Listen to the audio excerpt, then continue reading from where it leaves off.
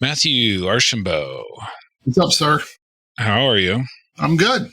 I'm okay. You know? Not a lot going on in the immigration world. Well, first of all, let's just do this. Welcome to Redirect, Immigration Law and Perspectives. A now somewhat regular, semi-regular immigration law podcast. I'm Stephen Robbins here with my co-host. You say like bi-weekly. Yeah, right? bi-weekly. Sure. Here with my co-host and fellow immigration attorney, Matthew Archambault. Just a couple of super lawyers. I wanted to ask you, actually, first of all.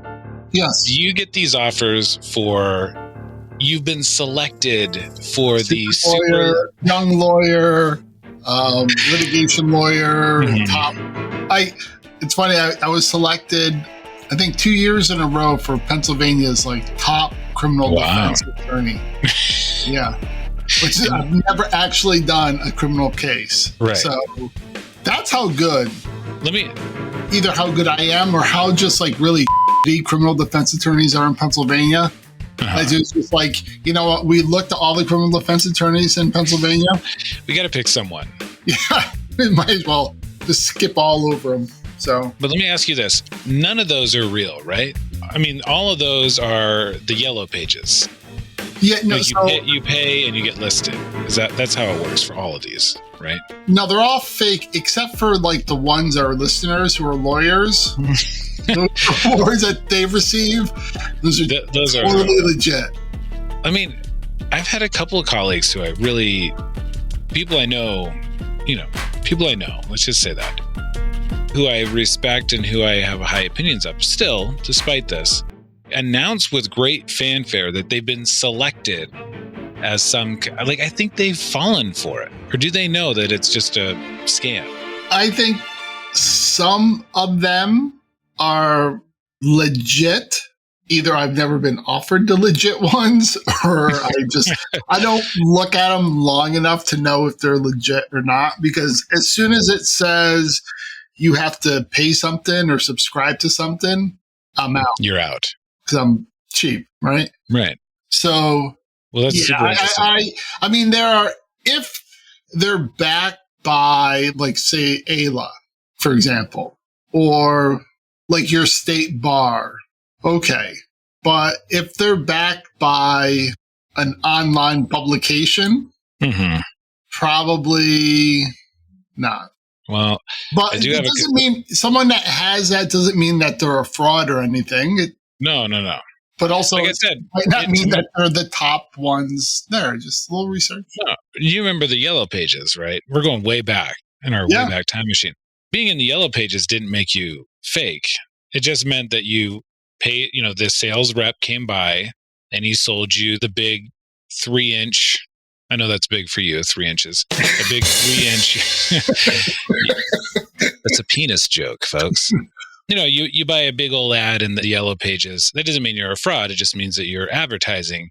And it functions essentially the same way. You get put in some sort of list. But the thing is, you pay for it. Yeah. If you talk to anyone who does like law firm marketing and all that, these are one things. They'll be like, oh, you should do this and that. And because you put like best lawyer or what's they call them? I don't Super know. Lawyers. Super lawyers. Yeah.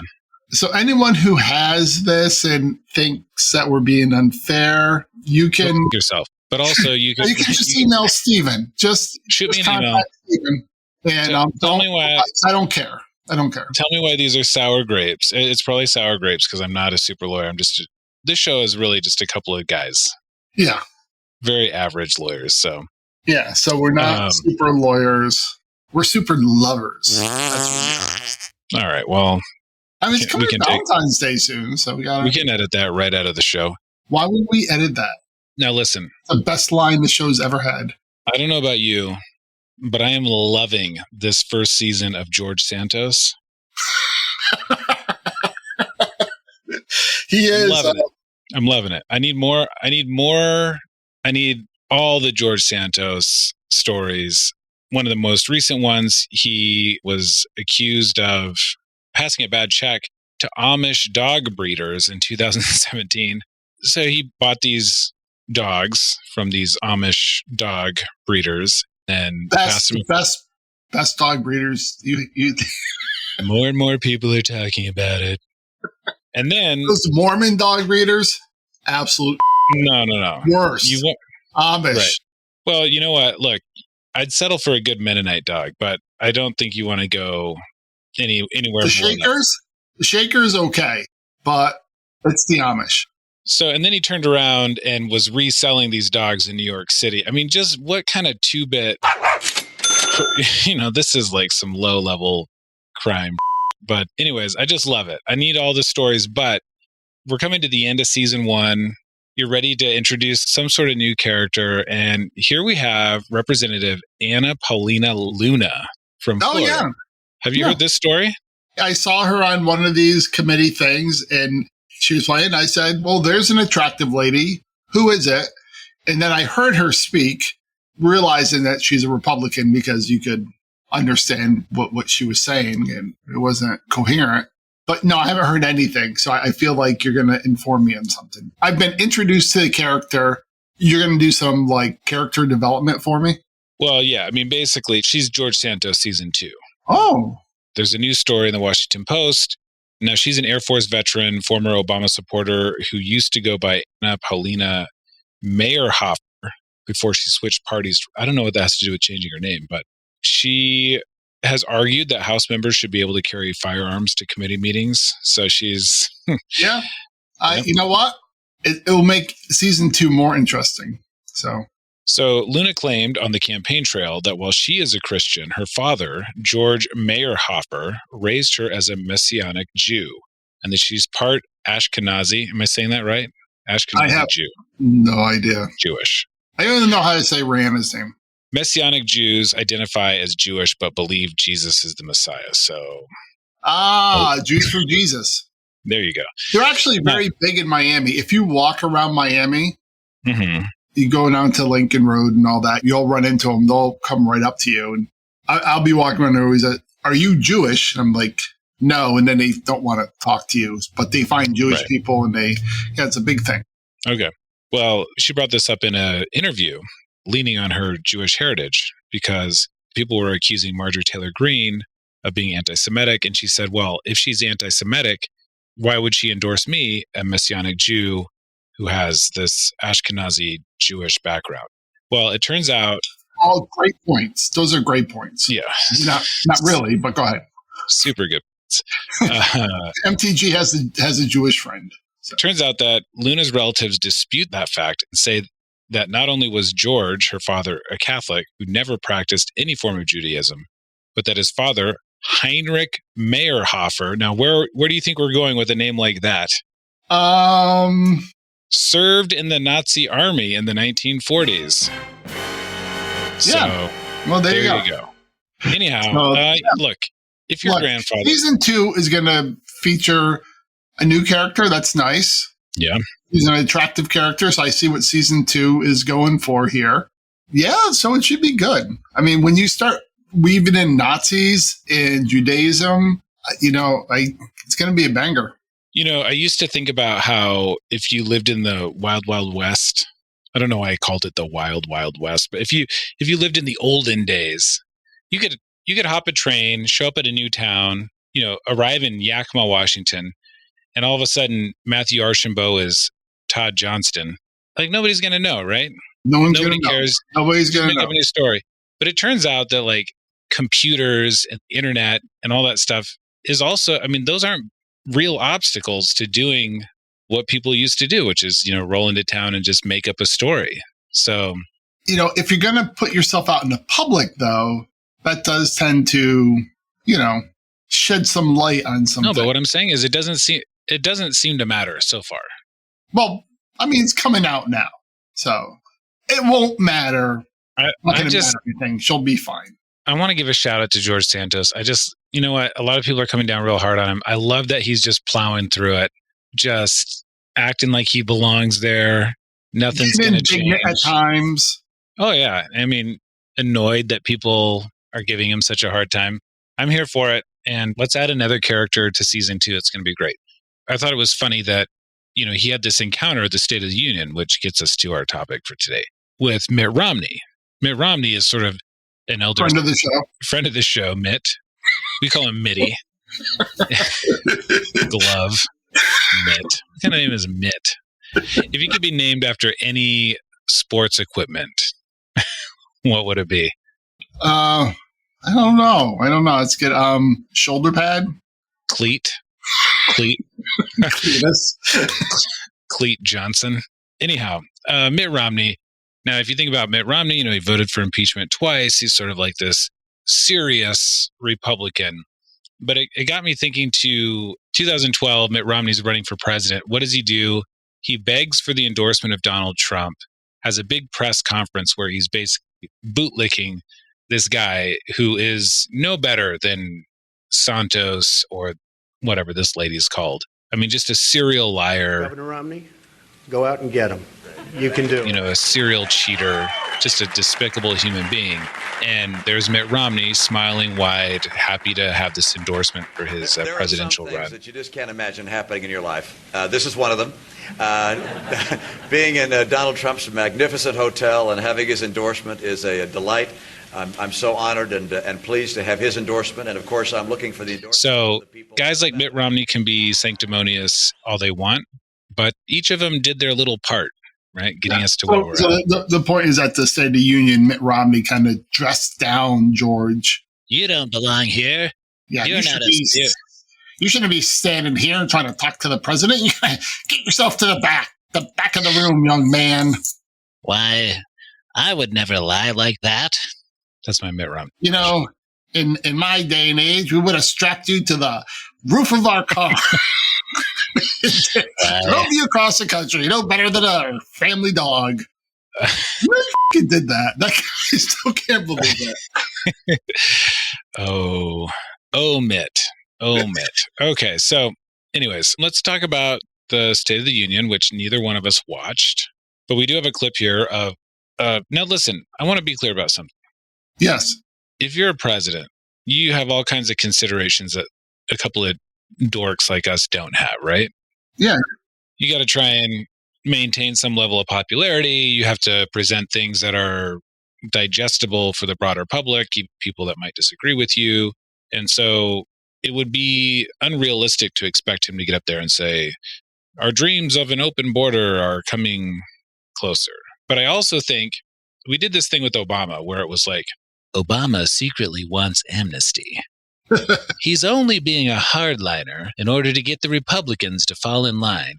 And we were ascribing to him sort of secret motivations. And I think it turns out in the end, he just was kind of a hawk, right? An enforcement hawk. Don't you think? Yeah. Sometimes you got to believe people when they say who they are, right? So he exhibited that, and people just, because he's a likable guy, right? And he's one of us. He's on our team. So what you're saying is that Biden's State of the Union, I didn't even, honestly, I barely even watched clips of the State of the Union. Wow. It was only that part where he's like, they were all yelling at him, saying that he was lying. Well, that was the whole thing.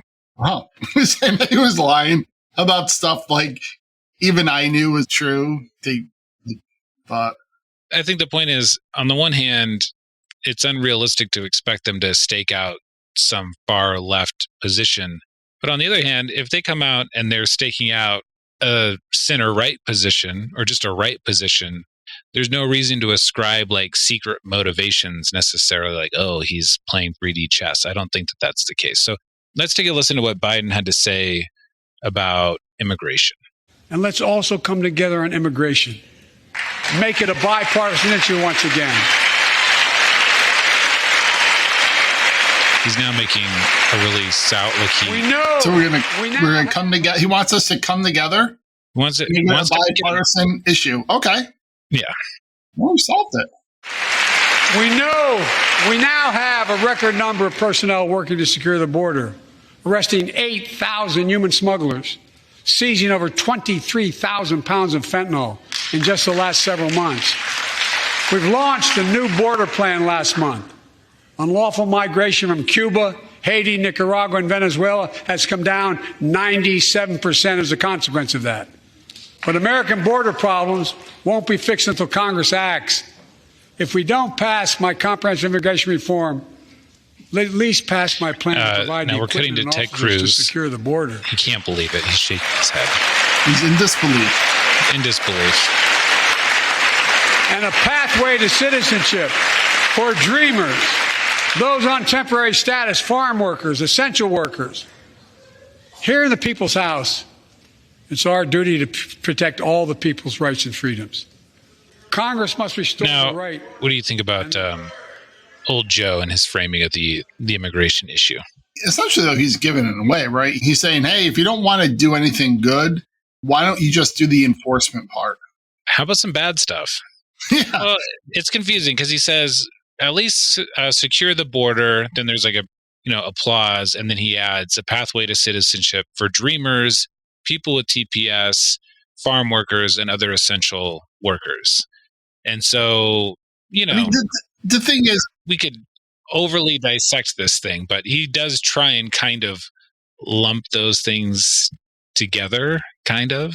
Yeah, I mean, I just don't think any of these things matter. I just don't see anything happening, because any of those good things, Republicans are just going to say it's amnesty, and no one's going to be able to get it through. Now, I could see them getting a package of bad stuff through, and them being like, well, we'll get the bad stuff through, and then we'll deal with the good stuff. I could see that happening. But I don't see anything good happening. And maybe it will. Maybe I'm overly pessimistic. But the framing of, I don't know if you have the one part where he talks about deaths from overdose and fentanyl. He talks about the increase or the problem that we have in this country of people overdosing, and he might mention fentanyl. And then some knuckle dragger yells out, "It's your fault." I understand something about those burn pits, but there's so much more to do. We can do it together. Joining us tonight is a father named Doug from Newton, New Hampshire. He wrote Jill, my wife, a letter, and me as well, about his courageous daughter, Courtney. A contagious laugh, his sister's best friend, her sister's best friend. He shared a story all too familiar to millions of Americans and many of you in the audience. Courtney discovered pills in high school. It spiraled into addiction and eventually death from a fentanyl overdose. She was just 20 years old. Describing the last 8 years without her, Doug said, "There's no worse pain." Yet their family has turned pain to purpose, working to end the stigma and change laws. He told us he wants to start a journey toward American recovery. Doug, we're with you. Fentanyl is killing more than 70,000 Americans a year.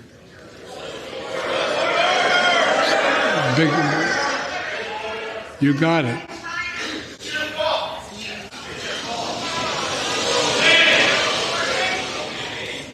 Yeah, so border. I think somebody's yelled China, and it's your fault. Okay.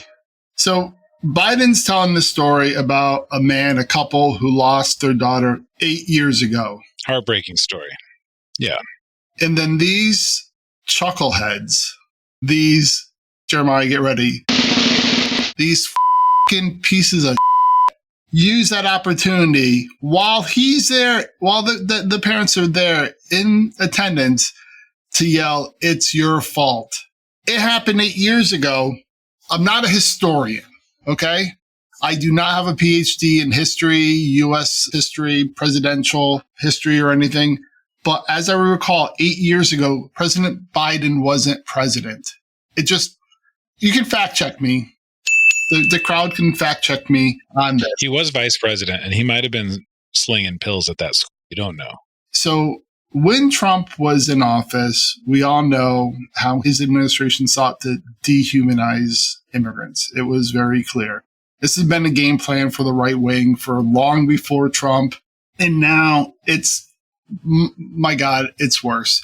And there were hearings, I think, earlier this week or last week regarding the border crisis and all that, and glomming on to drug overdoses increasing in the past year or so. especially fentanyl. So fortunately, like you're able to look it up, right? Unfortunately, drug overdoses from fentanyl started to spike in 2016, and they've been on a dramatic uprise. You can go to CDC website. You can look all this up. Is nothing about Biden. They talk about fentanyl coming in. If you go back to these hearings and you listen to them, the vast majority of fentanyl comes in at ports of entry, right? That's where they're caught. Very small amounts are caught in between ports of entry. And most of the people bringing in fentanyl through ports of entry are U.S. citizens or lawful permanent residents. Why, you ask? Well, fentanyl is small. It's easy. You can just put it in, small containers. It's easy to smuggle in and out. And who's less likely to get stopped at a port of entry? A U.S. citizen, a lawful permanent resident, who is very likely to be stopped in between ports of entry, undocumented migrants. So It doesn't make sense for them to. And if you go back, you go to the hearings, all of them are telling this, that the people from the border are telling these Republicans, and their response is, well, you know what? All those people who are crossing the border that you didn't catch, they're the ones that probably have the fentanyl. And how can you argue against that? Well, other than logically. This is also why, fentanyl sometimes gets disguised as candy, not because they're trying to give it to kids and their Halloween candy. Easter That's what baskets. Drug dealers do. They love to give out free drugs that kills kids, because what's a better way to stay incognito as a drug dealer? Kill children. Kill children, yeah. Yeah. They'll pack it inside watermelons or make them look like Skittles. And like you're saying, if you can, stuff the seat of a U.S. citizen's Ford Bronco and just drive it across, it's much safer, and you're able to cross much larger quantities than have people try and walk across the desert and die out there and lose the supply of drugs. So it's a pretty obvious thing. I mean, the other thing that nobody wants to talk about is corruption in the Border Patrol, and the fact that, a lot of this stuff is ranged with certain officers at certain places, and there's payoffs, and, so that's how that stuff goes down. Well, if you go back to the congressional hearing that they had, I think maybe it was on Monday, they had two people from the Border Patrol, and there were two people that did interior enforcement. And they're talking about this problem of drugs, hard drugs coming into the country. They didn't have anyone that actually worked at the port of entries. So they were asking these Border Patrol agents or supervisors, or how they were, about these questions. And half the questions they were saying, we don't really have any knowledge on that because we don't work the port of entries. So they're not interested in coming to any type of conclusion than the ones that they already have. And what bothers me the most now is they want to put this country's huge problem that we have with people overdosing by drugs on people coming over the border. And it's just such bull. You listen to Biden talk about that young lady who overdosed. She got hooked on pills in high school. She didn't get hooked on pills from the corner drug dealer from high school. She got hooked on pills that were prescribed to her. That's what happens. And if you go back, you listen to the hearing, every time the Border Patrol agents would say, hey, the vast majority of this stuff comes in at the port of entries, they'll be like, yeah, I know, but aren't there people that you don't capture at the southern border that come in illegally? And they're like, yeah, there are people that, get away. And they're like, well, how do we know they don't have the fentanyl? Stop. I know statistics is hard. I did terrible in college. But when you look at statistical analysis and you see a small percentage of the people that caught at the border have this type of drugs on them, you can extrapolate that to the ones that weren't caught. And it's just something that I'm seeing more, that I think they're getting more mean and they're getting more racist. And I didn't really think it was possible, but it's really disgusting. I mean, we have Marjorie Taylor Greene, Lauren Boebert, Jim Jordan on these committees, which, by the way, I think the Democrats should celebrate. They should ask to get George Santos on these committees because Friend of the show. Come on the show, George. Come on the show. yeah, because when they speak, they're so insanely dumb. You hope that it exposes them. I don't know if it makes a difference to their voters or not. Let's take a listen to Representative Paul Gosar. Here's how he's using his time now that he's back on the committees. Oh my God. What is the answer to this mess for Biden and the Democrats? More big brother, more control, even changing our culture? Instead of empowering these two brave individuals and the rest of the Border Patrol seated here in front of us with the tools they need to stem the invasion of illegal aliens, Biden sends billions upon billions to Ukraine to protect the border of another country. By the way, first of all, is there something wrong with him? Like, does he have a medical condition? He does have Parkinson's, so. Okay. Before you go down that road. Yeah. I'm just going to cut you off. I can't believe you made me listen to that. So, I mean, there's a lot of stupid in that one little, that's 30 seconds. But I think it's important to remember this kind of language, invasion, all that sort of stuff really fuels right-wing violence, mass shootings. Mass shooters have cited in their manifestos specifically this idea of the Great Replacement, which is this idea that whites are going to lose their culture, their identity, and be replaced by people of color, immigrants, non-English speakers, that sort of thing. And, it's racist nonsense and it's really disgusting. And then the idea that like our southern border has anything to do with Ukraine is absurd.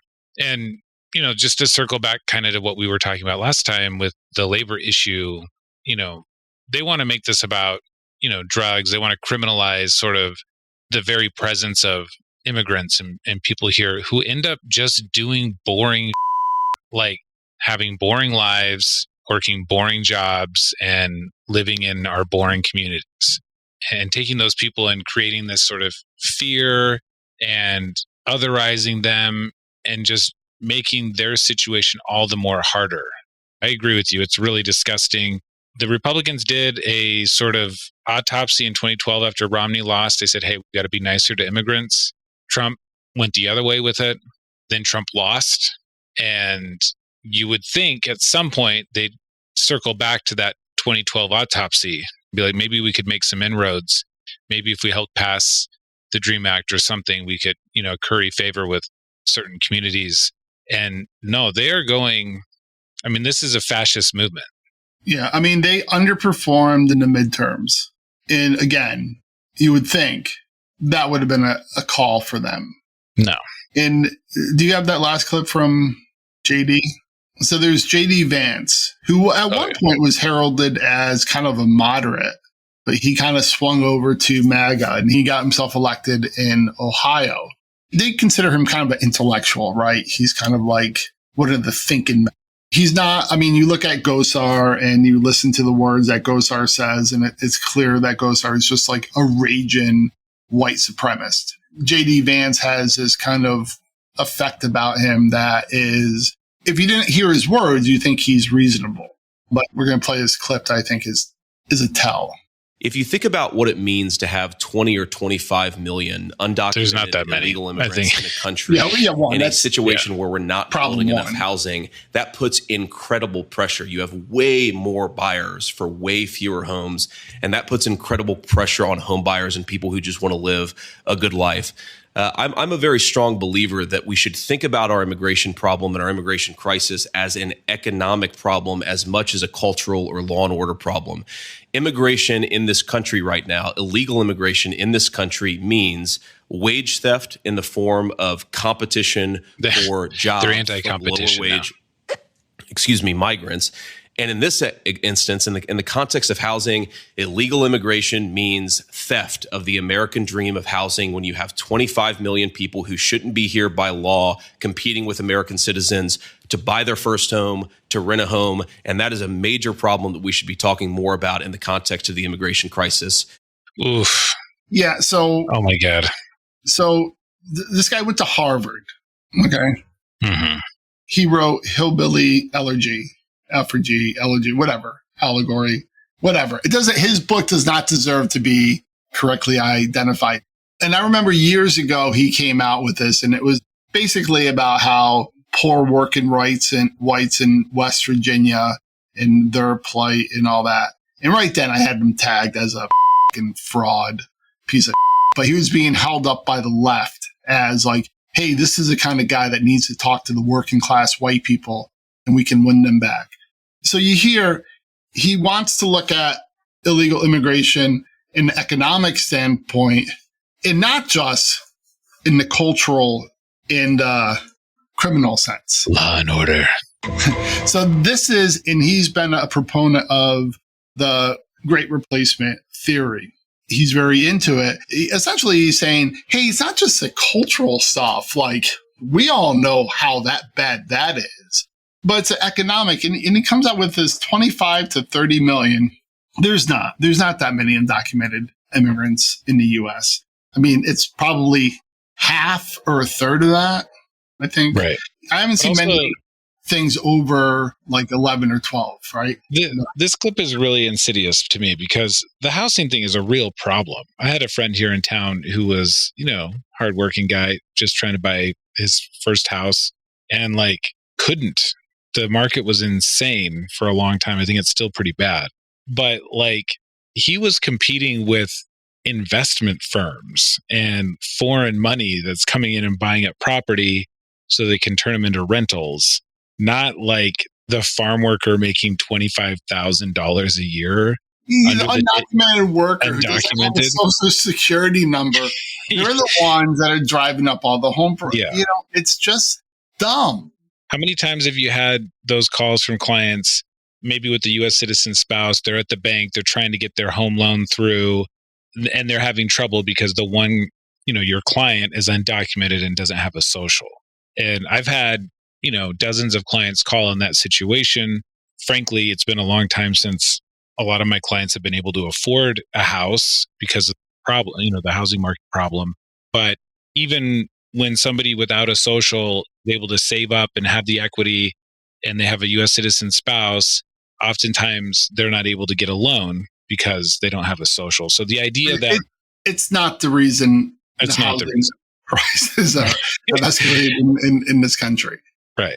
And it's really gross. It's really gross to talk to people like my friend who's smarter than that. He's not going to fall for this. But, there's plenty of hardworking people who are, that's a really legitimate frustration to all of a sudden be looking around and you're surrounded by homes that are no cheaper than $500,000, or you can only get into something that's really run down. You're feeling angry. You're feeling frustrated. And to have somebody like that stand up and be like, you know what, there is a source of your problems. It's these brown people. That's disgusting. Yeah. And disingenuous. Like you're saying, he knows better. But, all these guys. Matthew, I have somebody here for an appointment. Really? So I have to go. Yeah, I really do. Yeah. Sorry. It's kind of, I guess, it was a little bit of a rant show today, but God, these people are assholes. I get more and more discouraged. And we're always waiting to see, okay, what's the next election going to bring? And the next election is actually a presidential election, and I'm not ready to talk about that. I'm not ready. It's not going to do well for my mental Anyway, health. so it's going to be Super Bowl Sunday, so go Birds. We're very excited over here. They're not in the Super Bowl. Sorry to... More like toilet bowl. So we're all excited here. I love American football. I love how every 6 weeks somebody almost dies on the field and there's a really serious, somber conversation about maybe is this? No. You assholes are going to be right back cheering for this gladiator sport just like you were last week. No, you know what, sir? I don't need you raining on my parade. It's the Super Bowl and we're all very happy. And be nice to Matisse Thybulle. He's a very nice young man. Noam Chomsky has this bit about how professional sports are sort of used as like an opium, right? An opiate for the masses. And he tells this story about driving, he's flipping through the radio stations and he turns to a local sports channel and there's these people calling in with incredibly sophisticated, like plumbers and electricians calling in, and they know the weight and size and the rules, and they have all this really intricate knowledge of this game. And then of course they know nothing about organizing the workplace or how politics that affect them. And I'm always like, yeah, sports. And then at the same time, I'm like, I would die for Damian Lillard. I would give him my kidney, a lung, my heart. Does he need a heart? I will, put me on the table. It's fine. So I'm a total hypocrite. But anyhow. Well, I do love you, and happy Valentine's Day. And here I want officially, Stephen, will you be my Valentine's? Yes, sir. That's it, guys. All right, later. Listeners, Stephen's mine, not yours. Hands off.